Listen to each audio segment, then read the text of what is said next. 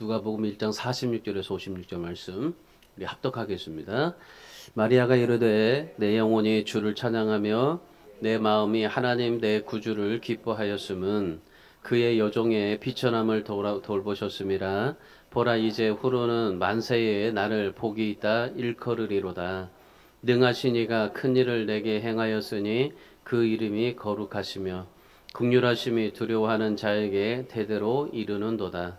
그의 팔로 힘을 보이사 마음의 생각이 교만한 자들을 흩으시고 그 권세 있는 자를 그 위에서 내리치셨으며 비천한 자를 높이셨고 줄이는 자를 좋은 것으로 배불리셨으며 부자는 빈손으로 보내셨도다.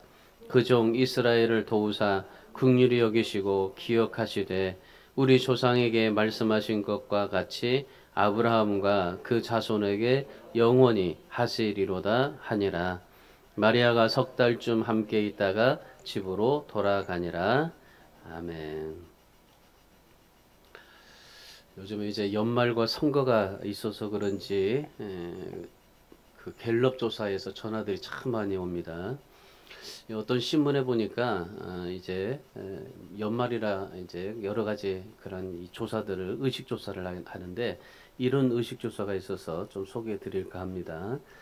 우리나라의 명품 소비가 매우 뜨겁다고 그래요.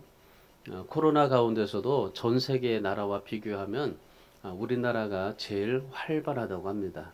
그만큼 우리나라가 이 명품이 이게 굉장히 중요시 여기게 되고 누구나 다 명품 하나를 들고 싶어 하고 싶지 않겠습니까?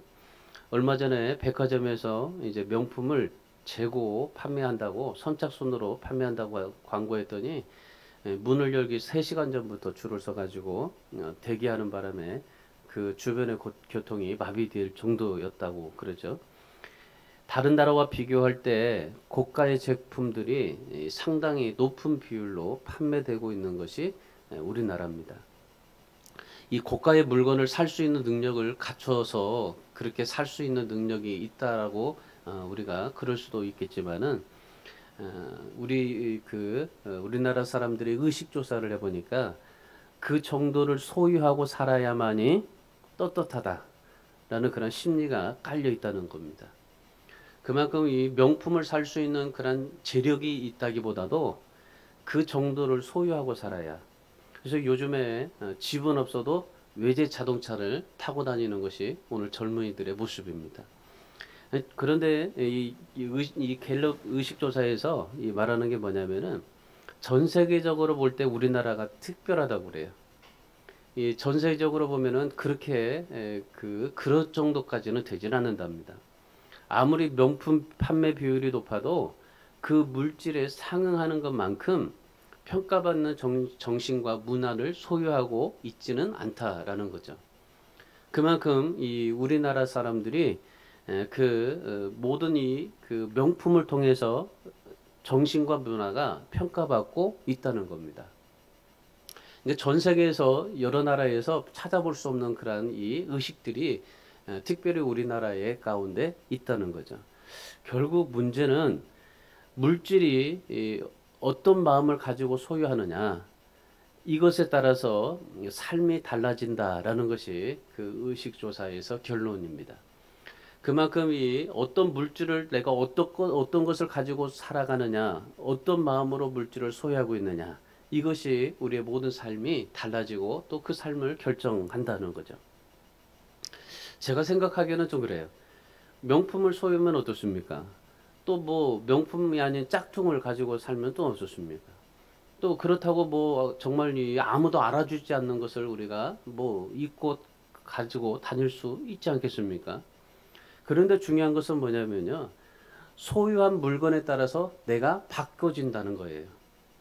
저도 보면 옷을 한번 멋있게 한번 입어보십시오. 그 옷에 맞게 살게 되어 있습니다. 그러니까 내가 가지고 있는 그런 이 가방을 통해서 또 그렇게 맵시 있게 다닐 수 있습니다. 그만큼 내가 무엇을 소유했느냐 그 소유한 물건에 따라서 내 삶과 내 모든 생각이 바뀌어진다는 거죠. 옷이든지 뭐 시계든지 가방이든지 핸드폰이든지 아무튼 그것에 맞게 내가 가지고 있는 품위와 내 모든 그런 이 생각이 달라지게 된다는 거죠. 이런 걸 생각해 본다면은 우리 그리스도인들의 삶은 어떠해야 할까라는 것입니다. 우리 그리스도인들의 삶은 어떨까요? 하물며 내가 가지고 있는 명품 하나에 내 삶이 달라지고 내 질이 달라지는데, 그러면 우리가 예수 그리스도를 믿고 내가 예수 그리스도인이 됐다면 우리 그리스도인의 삶은 어때야 된다, 어때야 할까라는 거죠. 여러분, 예수님이 이 세상에 오셨습니다. 하나님의 목적과 이유로 분명하게 예수님께서 우리에게 오셨습니다. 그러면 하나님의 목적과 뜻에 맞아서 예수 그리스도가 이 세상에 오셨다면, 그러면 우리가 그 예수 그리스도를 모시고 내가 구원받고 그리스도인으로 살며 살아가면서 내가 예수 그리스도를 얼마나 정말 주님의 모습처럼 주님을 닮고 살아가고 있느냐라는 거죠. 마치 명품이 그 사람을 달라지게 하듯이 내가 예수님 때문에 내가 얼마나 내 삶이 달라지고 내가 얼마나 많이 변해지고 내가 얼마나 예수님 때문에 내 모든 인생이 달라졌는가라는 것을 한번 생각해 보시는 거죠. 오늘 우리가 하나님의 뜻, 하나님과의 그런 생각, 하나님과의 목적, 이 같이 가지고 하나님 앞에 삶을 살아가고 있는가라는 것을 한번 좀 생각해 보십시오. 오늘 우리가 정말 이 예수 그리스도 때문에 우리의 삶과 목적이 달라질 수 있고, 그리고 예수님 때문에 내 인생의 모든 것이 바꿔질 수 있다라면, 그렇다면 오늘 우리가 예수 그리스도를 따르는 것이, 예수님을 내가 모시고 삶을 살아가는 것이 중요하지 않을까 싶은 것입니다. 오늘 본문의 말씀에 마리아가 그랬던 겁니다. 마리아가 예수님 때문에 그 삶의 모든 것이 다 달라져요. 여러분, 진짜 우리가 예수 그리스도인이라면은 주님 때문에 내가 달라져야 되는 겁니다. 이것이 진짜 그리스도인입니다. 그런데 예수를 믿는다라고 말하면서도 내가 달라지지 못하는 것이 있다면은 진정 내가 예수 그리스도인인가라는 것을 좀 생각해 볼 수 있어야 되는 거예요. 오늘 본문의 마리아가 예수님을 잉태하고 난 뒤에 불렀던 유명한 찬송입니다. 중세기에는 이 말씀을 근거로 해서 정말 아주 유명한 선곡들이 굉장히 많이 만들어졌었어요. 이 부분을 가지고 마리아가 엘리사벳을 만났어요. 천사가 마리아에게 이제 예수님을 잉태할 것이다. 그리고 나서 엘리사벳에게 한번 가봐라. 엘리사벳이 아이를 못 낳는데 지금 아이를 배웠다. 그러니까 엘리사벳에게 가서 확인해보고 봐라. 그러고 나서 마리아가 엘리사벳에 갔어요. 엘리사벳에 갔더니 엘리사벳이 진짜 임신을 했던 거예요. 그리고 나서 이 마리아가 자기에게도 예수님을 잉태했다는 그 사실에 대해서 주님을 찬양했던 이 찬양시입니다. 하나님의 은혜를 경험하자마자 즉시로 하나님을 찬양했던 말씀이 오늘 본문의 말씀입니다. 마리아가 즉시로 찬양했던 이유가 있습니다.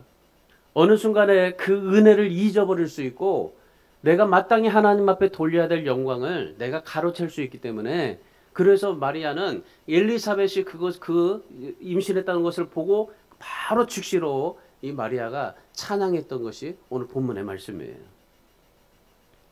그러니까 한마디로 마리아는 하나님의 은혜와 축복 앞에 찬양으로 화답한 겁니다. 우리가 진짜 하나님 앞에 하나님이 나에게 주신 은혜와 축복들이 너무 많아요. 우리가 한 해 동안 뒤돌아보면은 여러 가지 많은 어려움도 있었습니다. 힘들고 정말 답답한 일들도 많이 있었습니다. 그럼에도 불구하고 하나님이 우리에게 주신 은혜와 축복들이 너무 많아요. 여러분, 한번 뒤돌아보십시오. 세어보세요. 정말 우리가 코로나 때문에 힘들었지만 그러나 하나님이 주신 그런 축복과 은혜들이 너무나 많아서 우리가 하나님 앞에 생각해 볼 때 우리는 1년에 뒤돌아보면은 이 연말에 하나님 앞에 이제 몰아서 은혜와 축복을 감사하고 찬양할 때가 많아요. 근데 오늘 마리아를 통해서 우리가 보면은 하나님이 주신 은혜와 축복은 그때 바로 하나님 앞에 찬양으로 화답해야 된다는 것을 오늘 본문에서 우리가 말씀을 통해 알 수가 있어요. 오늘 이 마리아가 하나님 앞에 은혜를 입었어요. 하나님의 축복을 받은 자가 되었어요. 그리고 나서 바로 찬양으로 하나님 앞에 화답한 겁니다. 오늘 이 본문의 말씀을 통해서 마리아가 어떻게 하나님을 찬양했는지를 보십시오. 뭘 찬양했냐면은 첫 번째로 예수님이 구주 되심을 기뻐하고 찬양했어요. 마리아가 지금 기뻐하고 찬양할 사람입니까? 마리아가 기뻐하고 찬양할 사람은 아닙니다. 사실상 보면은 지금 마리아가 약혼한 사람도 있고 그리고 처녀의 몸에서 예수님을 잉태했다고 하는데 근데 예수님을 잉태한 것이 기뻐하고 찬양할 일입니까? 기뻐하고 찬양할 일이 아니죠. 마리아의 입장에서 보면은 맞아 죽을 수밖에 없는 상황인데 그걸 기뻐하고 찬양할 수 있겠습니까? 그런데 이 마리아는 예수님이 구주 되심을 기뻐하고 찬양했어요. 오늘 보면 46절 47절의 말씀을 보세요. 46절 47절 말씀을 함께 읽습니다. 마리아가 이르되 내 영혼이 주를 찬양하며 내 마음이 하나님 내 구주를 기뻐하였음은 지금 이 천사가 마리아에게 예수님을 잉태할 것이다라고 말씀했어요. 그런데 그 마리아가 뭐라고 찬양합니까? 내 영혼이 주를 찬양하며 내 마음이 내 하나님 내 구주를 기뻐하면 그랬어요.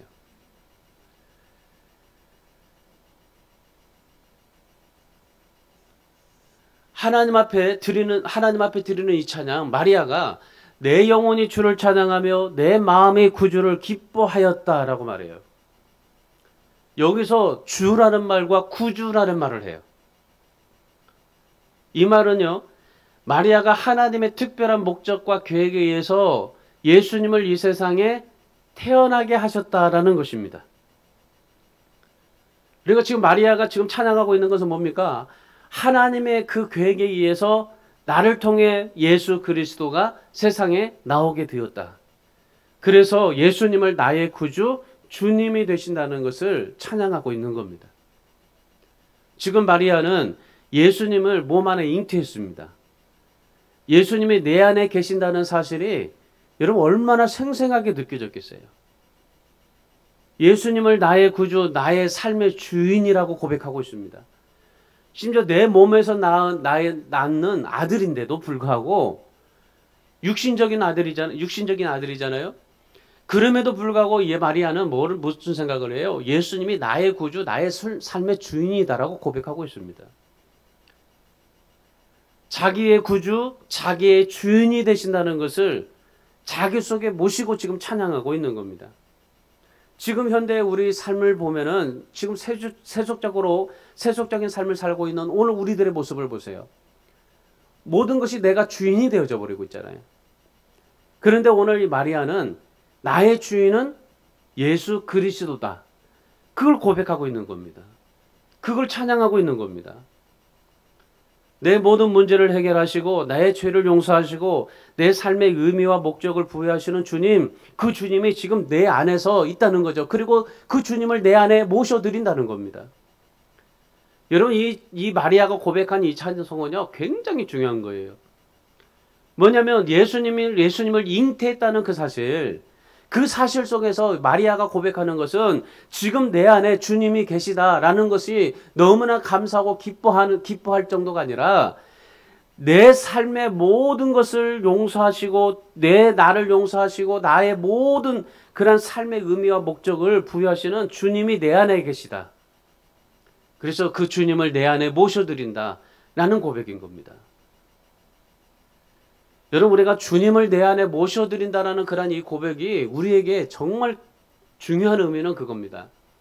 지금 여러분 삶을 한번 뒤돌아보세요. 저뿐만 아니라 여러분 모두도 다 그래요. 지금 여러분의 모든 삶의 주인을 누구로 모시고 있습니까? 솔직하게 말하면요, 정말 우리가 하나님을 믿고 하나님을 의지한다고 말하면서도 내 삶의 내 주인은요, 내가 돼버리고 있어요. 내가 모든 것을 다 가지고 내가 움직이고 있어요. 여러분 일주일 동안 삶을 뒤돌아보십시오. 여러분의 일주일의 모든 삶이 어때요? 내가 내 주인이 되었었잖아요. 주님이 나의 주인이라고 생각이 되었다면 여러분 삶이 달라질 거예요. 마치 명품을 들고 있는 나의 모습이 달라지듯이 내 삶의 내 주인이 나의 주님이라면 내 모든 것이 달라질 거예요. 내가 찬양할 수 없는 삶 속에서도 하나님 앞에 찬양할 수 있을 것이고, 내가 기뻐할 수 없음에도 불구하고 하나님 앞에 기뻐할 수 있을 것이고, 내가 감사할 수 없음에도 불구하고 주님 때문에 내가 감사할 수 있는 삶이 우리에게 있어지게 될 것입니다. 출애굽기 15장 1절에서도 보면 하나님에 대한 찬양이 나옵니다. 바로의 군대로 인해서 이제 이스라엘 백성들이 죽을 수밖에 없었어요. 그리고 앞에 홍해가 있었기 때문에 홍해를 갈 수도 없었습니다. 그러니까 뒤를 보면 바로의 군대, 앞을 보면 홍해가 있었어요. 죽을 수밖에 없었던 이스라엘 백성들이 하나님의 기적으로 홍해가 갈라져서 기적적으로 살아났어요. 그리고 나서 이 홍해를 건너자마자 바로 하나님 앞에 하나님을 찬양했던 내용이 출애굽기 15장 말씀입니다. 그 15장 1절에서 하나님에 대한 찬양이 나와요. 성경에서 하나님에 대한 찬양이 제일 찬양이라는 말이 제일 먼저 나오는 게 바로 출애굽기 15장 1절 말씀이에요. 여러분, 하나님이 내 안에 계시고 하나님이 나를 통해서 역사하시고 하나님의 능력이 나하고 함께 하셨다라고 믿어진다면은 여러분 기뻐하지 않을 수 없는 겁니다. 주님이 내 안에 들어와 계시다라고 느껴진다면 하나님을 찬양할 수밖에 없는 겁니다. 하나님의 은혜와 축복을 정말 찬양할 수밖에 없는 겁니다. 여러분, 진짜 주님이 내 안에 계시고 주님이 나의 주인이라고 느껴진다면은 내가 하나님을 찬양할 수밖에 없고 기뻐할 수밖에 없는 겁니다. 여러분, 이 하나님 앞에 찬양은 구원받은 사람만이 할 수밖에 없어요. 서울 음대를 다녔다고 해서 다 찬양하는 게 아닙니다. 노래는 잘할 수 있을지 몰라도 찬양은 할 수가 없어요. 여러분, 우리가 하나님에 대한 찬양해야 돼요. 찬송가 23장에서 뭐라고 말합니까? 만입이 내게 있으면 그 입 가지고 내 구주 주신 은총을 늘 찬송하겠다. 그리 고백하잖아요. 오늘 마리아가 하나님을 찬양하는 것을 보십시오. 마리아가 그냥 내가 내 안에서 구주를 잉태했다는 사실에서 기뻐한 것이 아니에요. 그 구주가 하나님이라고 고백하잖아요. 육신을 입고 오신 하나님이다 라고 고백하잖아요. 47절의 말씀을 자세히 보세요. 하나님 내 구주를 기뻐했다고 하잖아요. 예수님이 하나님이시다라고 고백하고 있잖아요.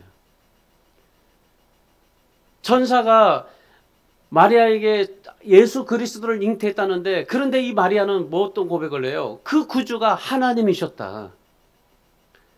그러니까 마리아가 예수님을 잉태했다는 말은 하나님이 내 안에 계시다라는 고백이었습니다. 단지 예수님이 내 안에 잉태했다는 그런 찬양의 고백이 아니라 하나님이 내 안에 계시다라는 것을 고백하고 찬양한 겁니다. 여러분, 우리가 예수 그리스도를 믿어서 구원받았어요. 내가 예수 그리스도를 구원받았던 것에서 내가 하나님 앞에 찬양하고 기뻐하는 것 그 이상에 내가 예수 그리스도를 믿어서 하나님이 내 안에 계시다라는 것에 감사하고 감격하고 찬양할 수 있는 저와 여러분이 되실 수 있기를 바랍니다. 내가 예수 그리스도를 믿었다는 것 자체에서는요, 하나님이 내 안에 오셨다는 겁니다. 지금 하나님이 내 안에 계신다라는 말입니다. 하나님이 내 안에 계시다라고 생각이 되어진다면 내가 어떻게 삶을 살아야 할까요? 하나님이 내 안에 계시다라고 생각이 되어진다면 정말 죽을 수밖에 없는 상황 속에서도 내가 하나님 앞에 믿음을 드리고 사명을 감당하고 하나님 앞에 삶을 살아갈 수가 있을 겁니다. 사실 마리아 입장에서 생각해 보시면은 기뻐할 일 아니잖아요. 처녀의 몸에서 잉태했잖아요.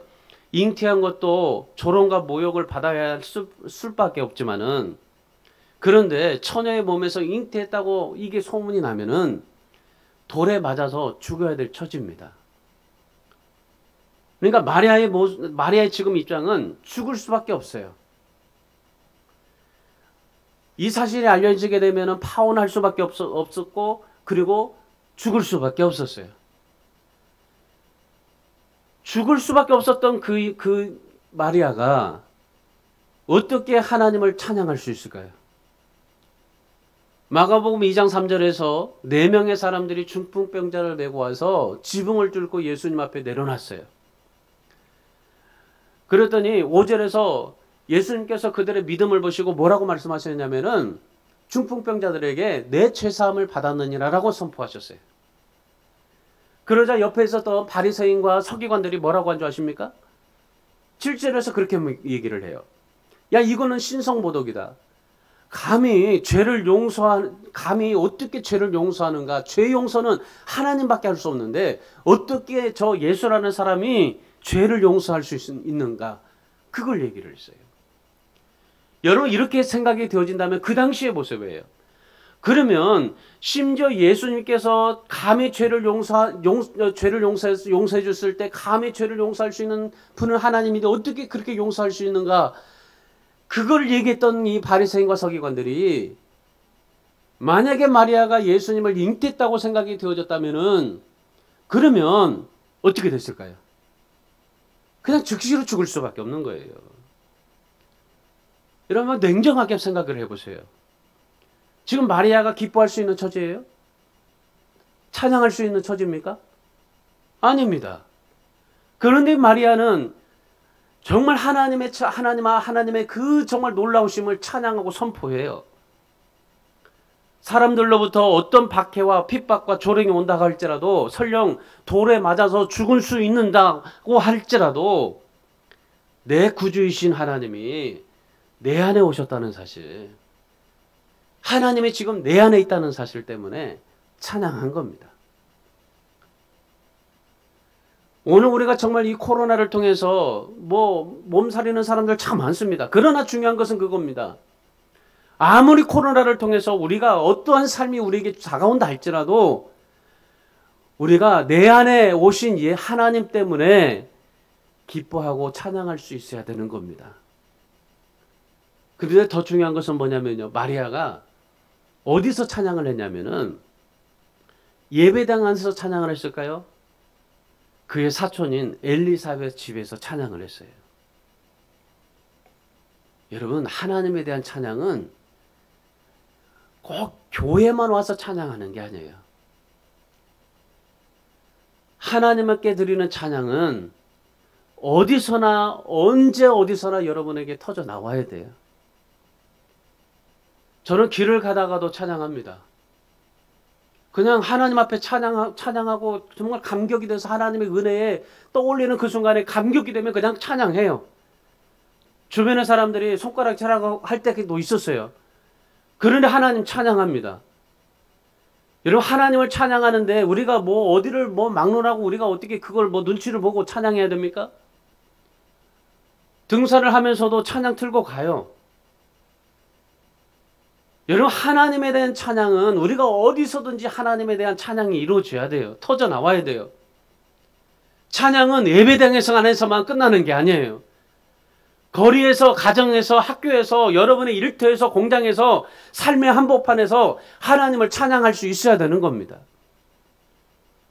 오늘 현대인들에게 문제가 뭔지 아십니까? 찬양과 기쁨이 잃어버리고 있다는 사실이에요.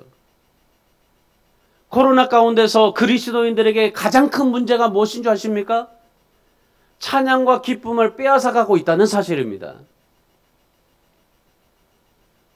무신론자들은요, 무신론자들의 마음에는 찬양이 없어요. 그런데 오늘 우리는 내 안에 하나님이 계시다라고 생각이 되어진다면은 정말 하나님에 대한 찬양이 여러분의 삶 속에서 터져 나오시기를 축원합니다. 기쁨을 회복하실 수 있기를 축원합니다. 오늘 마리아가 기뻐할 수 없어요. 찬양할 수 없어요. 그럼에도 불구하고 내 안에 하나님이 오셨다라는 그 사실 하나 때문에 기쁨을 외치고 찬양을 외쳤던 이 마리아처럼 내 영혼이 주를 찬양하며 내 마음이 하나님을, 내 구주를 기뻐한다라고 찬양했듯이 여러분에게도 모든 삶 속에서 하나님을 찬양하며 살아갈 수 있기를 주님의 이름으로 축원합니다. 두 번째는 하나님의 은혜를 찬양했어요. 오늘 48절 말씀을 보십시오. 48절 우리 함께 읽습니다. 그의 여종의 비천함을 돌보셨습니다. 보라, 이제후로는 만세에 나를 복이 있다 일컬으리로다. 마리아가 여종의 비천함을 돌보셨다라고 말해요. 이 말은 직역하면 그렇습니다. 하나님이 나를 돌보시고 주님을 잉태할 수 있는 은혜를 주셨다라는 말입니다. 여러분, 주님을 잉태할 수 있었던 마리아가 무슨 공로가 있어서 예수님을 잉태했을까요?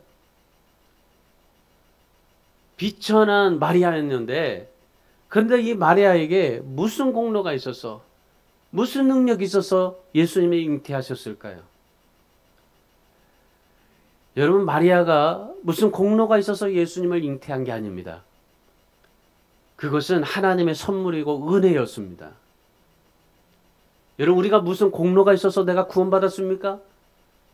우리가 구원받은 것도 다 하나님이 주신 선물이고 은혜인 것입니다.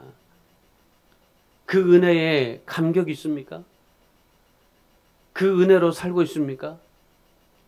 너무나 많은 사람들이 구원에 대한 은혜를 잊어버리고 살 때가 참 많아요. 매일매일마다 하나님이 나를 구원해 주신 것에 대해서 정말 감격하고 그 하나님의 은혜에 감사하면서 삶을 살아야 되는데, 그걸 잊어버리고 살 때가 참 많아요. 사도 바울은 에베소서 2장 8절에서 이렇게 말합니다. 너희는 그 은혜에 의하여 믿음으로 말미암아 구원을 받았으니 이것은 너희에게 난 것이 아니요 하나님의 선물이다. 이 하나님의 은혜, 그것이 마리아를 감격시켰던 것입니다. 그래서 48절에서 비천한 여종을 돌보시고 만세에 나를 복이 있다 일컬으게 되었다라고 고백하고 있어요. 그리고 49절에서는 능하신 이가 큰 일을 내게 행하셨다라고 고백했습니다. 우리 사랑하는 여러분, 여러분도 하나님의 은혜로 구원받았고 지금도 하나님의 은혜 속에서 살고 있고 또는 하나님의 은혜를 충만하게 받았던 사람입니다. 히브리서 2장 3절에서 큰 구원을 등한히 여기면 어찌 보응을 피하리요 라고 말해요. 여러분, 내가 하나님 앞에 받은 은혜, 받은 구원, 받은 사랑, 이것을 등한히 여기면 어찌 보응을 피하리요. 여러분, 우리는 하나님 앞에 구원받은 사실을 외쳐야 됩니다. 매주마다 우리가 정말 화요일날 모여서 전도하고 있지만은, 여러분, 우리가 하나님을 외쳐야 돼요. 구원받은 사실을 외쳐야 되는 겁니다. 내가 하나님 앞에 받은 은혜가 있다면 외쳐야 됩니다. 하나님 앞에 예배에 나와서 외쳐야 되고, 내가 어디서든지 하나님을 외쳐야 되는 겁니다. 여러분, 세상의 눈치 보고 세상의 모든 것을 다 편리를 봐주고 내가 그때 천국에 가서 하나님이 나에게 주신 은혜, 너에게 준 시간, 나에게 준 능력, 물질 무엇하다가 왔냐고 물어보면은 뭐라고 얘기할 거예요. 하나님 앞에 섰을 때에 여러분 한번 생각해 보세요. 지금 이 코로나 때문에 한국교회가 우리 정말 모든 그리스도인들이 다 눈치를 본다고 생각하지만은 하나님 앞에 섰을 때 한번 생각해 보세요. 내가 진짜 하나님 앞에 섰을 때 하나님이 나에게 너 뭐 하다 왔냐고 물어볼 때 뭐라고 얘기할 거예요? 교회가 용목장께서 내가 그렇게 했습니다라고 말할 거예요? 우리가 진짜 하나님 앞에 내가 구원받았던 사실, 내가 정말 하나님의 은혜를 받았다는 이 사실 속에서 하나님 앞에 외쳐야 되는 겁니다. 오늘 이 마리아가 하나님 앞에 내가 구원받았다는 사실, 하나님의 정말 그 은혜에 대해서 찬양으로 외치잖아요. 누가복음 8장 39절의 말씀에서 예수님께서 거라사에 귀신 들린 사람을 고쳐주셨어요.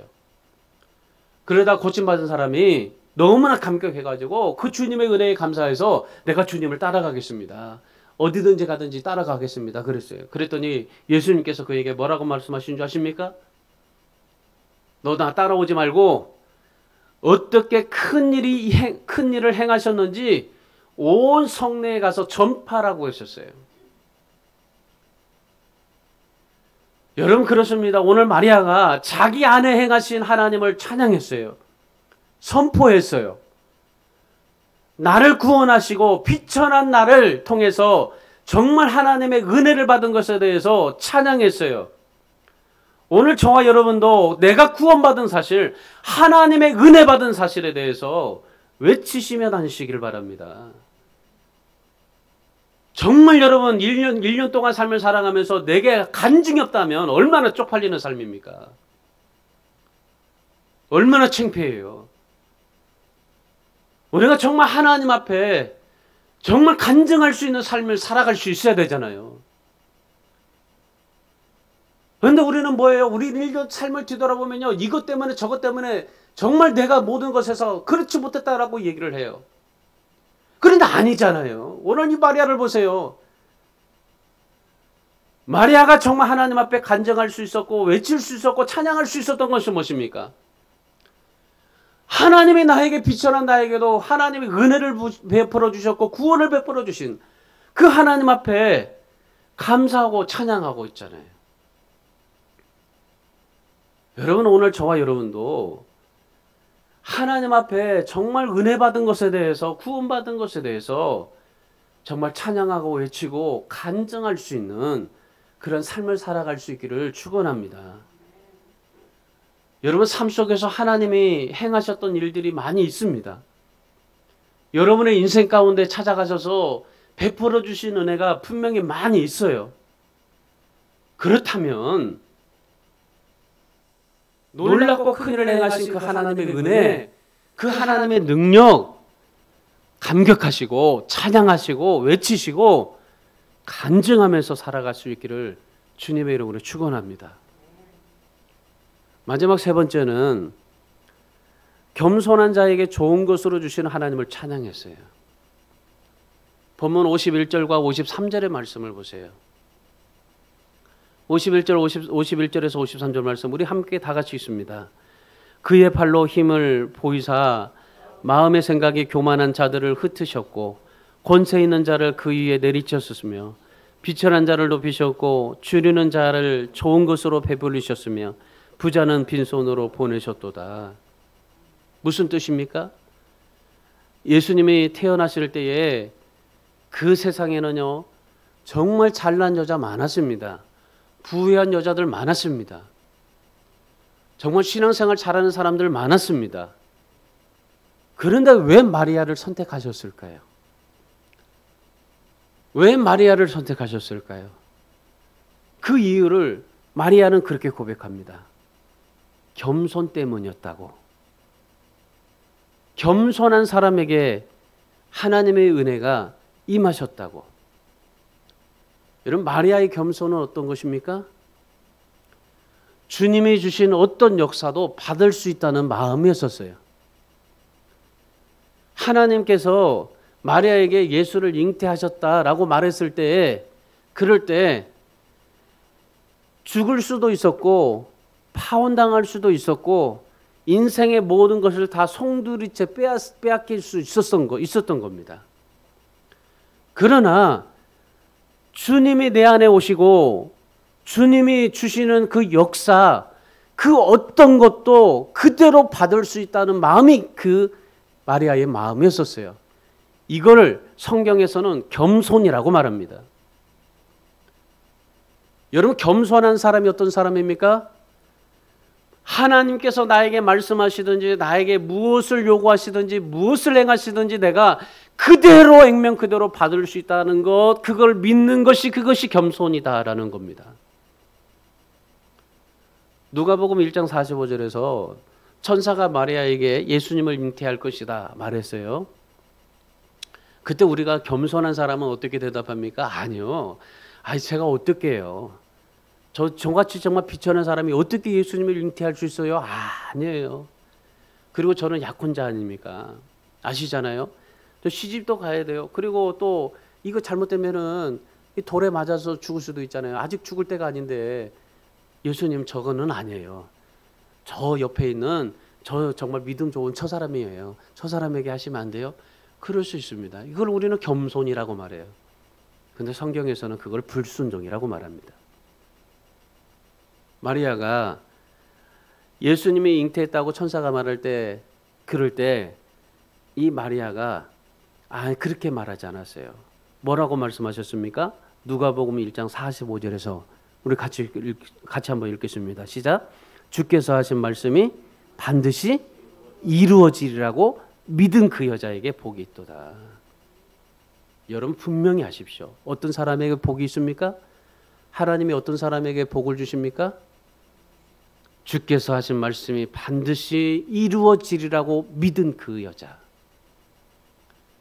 여러분에게 진짜 하나님이 주시는 복은요, 주께서 하신 말씀을 반드시 이루어지리라고 믿은 사람에게 복이 임하게 되는 겁니다.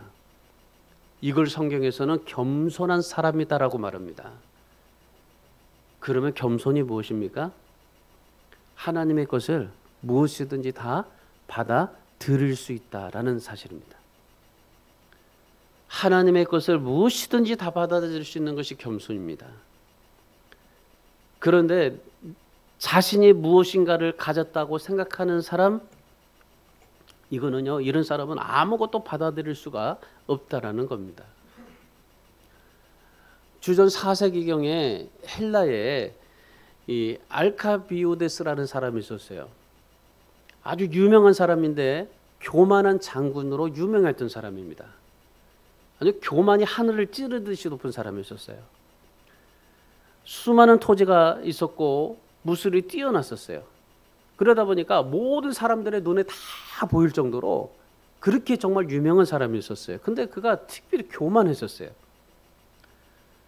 어느 날 이 철학자 소크라테스를 만났어요.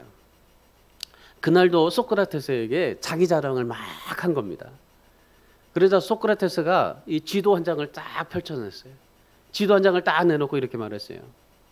이 지도에서 당신이 살고 있는 도시 아리카를 한번 찾아보십시오. 그랬어요. 그랬더니 그 지도를 펼쳐놓은 곳에 그 아리카라는 그런 도시가 점 하나 있는 거예요. 점 하나 정도. 그랬더니 소크라테스가 다시 말했어요. 그러면 그 도시에다가 당신이 가지고 있는 수많은 땅을 한번 표시해 보라고 그랬어요. 그 점 하나에 있는 곳에 어떻게 표시할 수가 있어요? 그러면서 소크라테스가 그런 거예요. 보십시오. 지도에도 나타나지 않는 땅을 가지고 뭘 그렇게 자랑합니까? 얘기한 거예요. 여러분이 가지고 있는 거, 여러분이 정말 뭐든지 소유하고 있는 것들이요, 점 하나도 되지 않는 것들이에요. 하나님 앞에서는. 여러분이 뭘 가지고 있다 할지라도, 뭘 소유했다고 할지라도 점 하나밖에 되지 않아요. 그런데 뭘 자랑하고 뭘 가지고 교만할 수 있겠어요? 여러분, 사람이 무엇을 자랑할 수 있겠습니까? 물질 누가 주셨습니까? 여러분의 자식 누가 주셨습니까? 여러분의 재능 누가 주셨습니까? 하나님이 주신 것입니다. 근데 이 세상에서 내 물질, 내 자식, 내 재능 모든 것을 다 자랑하다가 하나님 앞에 갔을 때 뭐라고 말씀하실 거예요? 얼마나 하나님의 일을 했고, 얼마나 하나님 앞에 사명을 감당했고, 얼마나 하나님 앞에 충성했느냐, 뭘 하나님 앞에 가서 뭐라고 얘기할 겁니까? 우리가 하나님 앞에 가서 하나님이 내가 너에게 주은 것들이 너무나 많은데 그거 가지고 뭐 했냐라고 말하면 뭐라고 대답하실 거예요? 하나님이 주신 것 가지고 지금 내가 살고 있는데, 하나님이 주신 것 가지고 내가 지금 이렇게 하나님의 은혜롭게 정말 감사하며 기뻐하며 살고 있는데 내 것처럼 자랑하고 교만할 수 있겠습니까? 여러분, 하나님을 내 안에 모시고 살면요, 절대로 교만할 수가 없는 겁니다. 하나님을 내 안에 모시고 살면 절대로 하나님 앞에서 자랑할 수가 없는 겁니다. 잠언 16장 18절 19절 말씀을 보면 이렇게 말합니다. 교만은 패망의 선봉이요 거만한 마음은 넘어짐의 앞잡이라. 겸손한 자와 함께하여 마음을 낮추는 것이 교만한 자와 함께하여 탈취물을 나누는 것보다 나으니라. 우리 사랑하는 여러분, 오늘 마리아는 예수님을 잉태하게 되어서 교만할 수도 있었지만은 교만하지 않고 겸손한 삶을 살았어요. 하나님 앞에서 겸손함으로 자기를 낮추니까 하나님께서 어떻게 하십니까? 마리아를 높여주시잖아요. 뿐만 아닙니다. 좋은 것으로 배불리 해주셨다고 고백합니다. 그리고 54절에서는 긍휼히 여기며 기억하셨다라고 말합니다. 이것이 마리아의 행복이었고 마리아의 찬양이었어요. 우리 사랑하는 주 안의 성도 여러분, 하나님이 좋은 것으로 배불리게 하시고 나를 기억하신다고 하신다면 이보다 더 귀한 것이 어디 있겠어요? 지금 여러분은 무엇을 말하고 무엇을 노래하고 있습니까?